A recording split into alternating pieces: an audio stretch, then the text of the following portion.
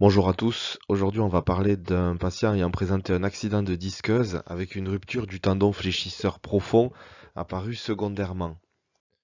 Le cas clinique concerne donc un patient de 62 ans qui, en manipulant une disqueuse, se blesse au niveau du troisième, quatrième et cinquième rayon.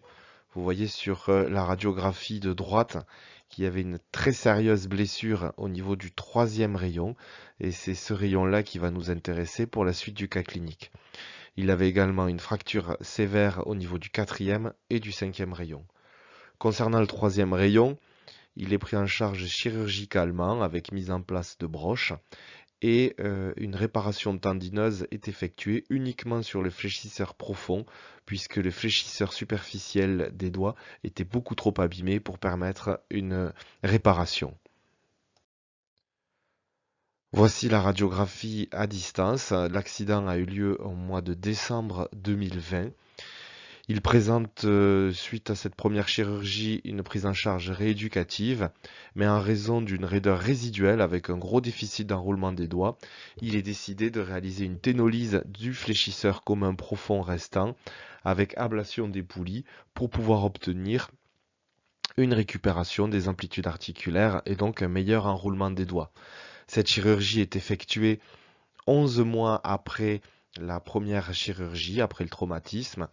Il est alors pris en charge en rééducation.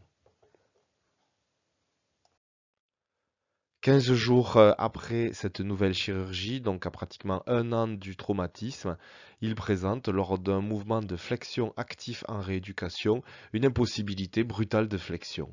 On voit ici sur l'image de gauche la main étendue et quand on demande au patient de fléchir les doigts, il y a une impossibilité de flexion de ce troisième rayon. On le voit donc en échographie à la recherche d'une rupture du tendon du fléchisseur profond et on va effectuer la radiographie de la distalité jusqu'à la proximalité de ce tendon fléchisseur commun profond.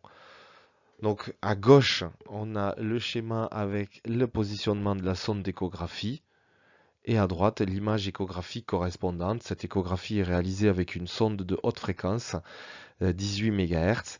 On retrouve ici la corticale osseuse de P3 avec la houppe phalangienne, la corticale osseuse de P2 et cette image ici fibrillaire, hypoéchogène ici puisque ce n'est pas la même orientation des fibres qu'à ce niveau-là, mais on voit bien le caractère continu du tendon fléchisseur commun profond. Donc en regard de P3 et de P2, il n'y a pas d'anomalie. On continue à monter progressivement le long du tendon. On retrouve ici cette image avec une corticale osseuse en marche d'escalier, mais qui correspond au cal osseux. Souvenez-vous de la radiographie post-traumatique. Et on visualise ici le tendon du fléchisseur commun profond qui semble s'arrêter brutalement à cet endroit-là avec la solution de continuité. Et ici, quelques fibres qui ne paraissent plus du tout fibrillaires et qui ne semblent donc pas être le tendon. On continue de monter. On remonte, on est en regard de P1 ici, base de P1 et tête du métatarse, positionnement de la sonde d'échographie correspondante ici, en regard de l'articulation métacarpophalangienne, et on retrouve de nouveau le tendon du fléchisseur commun profond avec ici un aspect rompu de ce tendon et qui correspond au moignon proximal du tendon, avec là la solution de continuité et cette disparition de l'aspect fibrillaire du tendon.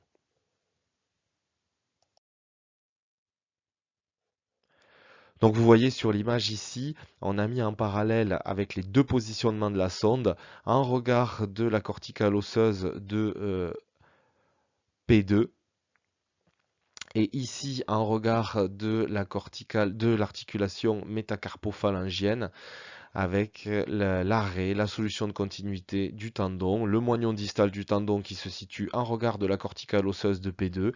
Ici on a la base de P2 et ici en proximal, en regard de l'articulation métacarpophalangienne, le moignon tendineux proximal. Donc on a, vous voyez, une rupture complète de ce tendon fléchisseur commun profond avec un aspect quand même rétracté sur quelques centimètres, puisque la rupture, le moignon distal se situe en regard de P2 et le moignon proximal se situe dans l'articulation métacarpophalangienne, juste un petit peu au-dessus. Donc vous voyez qu'il y a quand même une rétraction tendineuse dans les suites de cette rupture.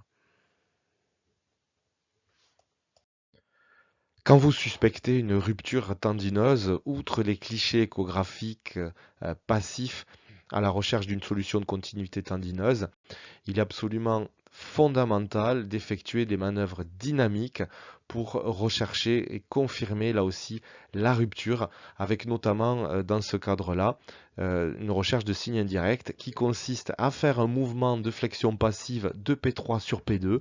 Donc on va prendre la phalange distale du troisième rayon, faire des mouvements de flexion-extension et on va poser la sonde d'échographie en regard de l'articulation métacarpophalangienne et on va voir si les mouvements distaux des doigts vont reproduire un mouvement du tendon sur le moignon proximal qui se situe en regard de l'articulation métacarpophalangienne.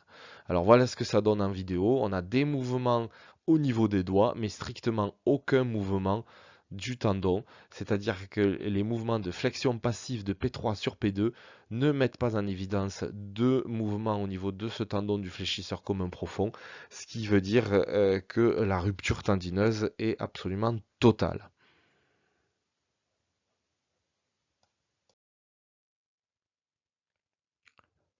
Maintenant, on va prendre une vidéo où on va partir de distalité, c'est-à-dire de P3, avec ici l'articulation entre P2 et P3, et on va remonter progressivement le long du tendon pour visualiser la rupture ainsi que la rétraction avec le moignon tendineux proximal.